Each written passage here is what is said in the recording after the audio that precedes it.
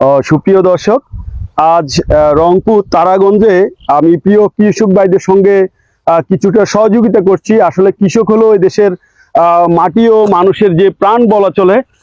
ওনারা অনেক কষ্ট করে ক্ষেত খামারে কাজ করে আমাদের আমরা যে ফসল উৎপাদন করে থাকি, আমরা যে প্রতিদিন ভাত খেয়ে থাকি, সে ফসল কৃষকেরা উৎপাদন করে থাকে। অনেক পরিশ্রম করে রৌদ্র বৃষ্টিতে ভিজে ওনাদের পরিশ্রমের ফসল ওনারা নিজেরা ভোগ করতে পারে না। সে ফসলগুলো মূলত আমরা ভোগ করে থাকি।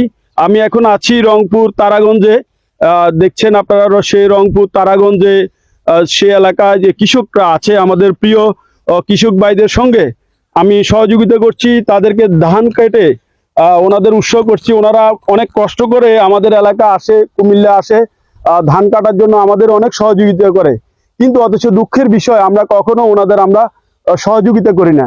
আপনারা দেখছেন প্রিয় কৃষক ভাইরা এখানে পরিশ্রম করে যাচ্ছে। ওনারা সকাল থেকে এখানে ধান কেটে যাচ্ছে। এই ভূমিতে আমিও কাটছি ওনাদের সঙ্গে।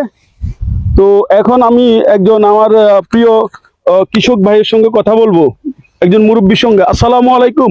ওয়ালাইকুম সালাম। তো আপনার বাড়ি কোথায়? তারাগঞ্জ। তারাগঞ্জ কোথায়? কুশে খালিবা। কুশে। তো আপনি কত বছর থেকে কৃষি কাজ করে থাকেন? 30-40 বছর থাকি। কখনো কুমিল্লা গিয়েছেন আপনি? নাই যাই, আমি কুমিল্লা যাই নাই। যান নাই? না। কুমিল্লার নাম কখনো শুনেছেন? শুনছি। ছেলে মেয়ে কজন আপনার?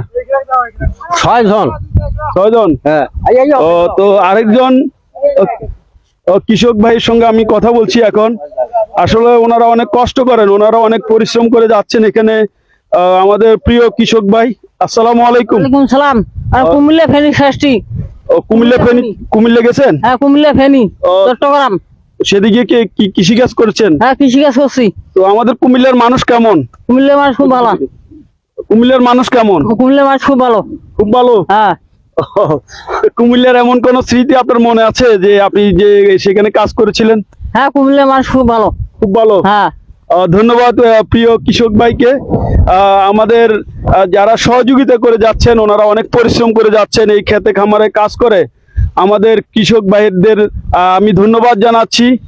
ওনারা যেন ওনাদের সুন্দর জীবন অতিবাহিত করেন, ঠিক মতো পেট ভরে যেন ওনারা খেতে পারেন, আরো ভালো ভালো ফসল উৎপাদন করে আমাদের জীবিকার পেছনে ওনারা ছুটে বেড়াবেন, কাজ করে যাবেন। ওনাদের প্রতি আমাদের সালাম রইল। আমরা কখনো কৃষকদের প্রতি অবহেলা করব না। ওনারা যেন আরো সুন্দরভাবে ওনাদের জীবনটুকু সাজাতে পারে। সবাই ওনাদের জন্য দোয়া করবেন। ধন্যবাদ সবাইকে।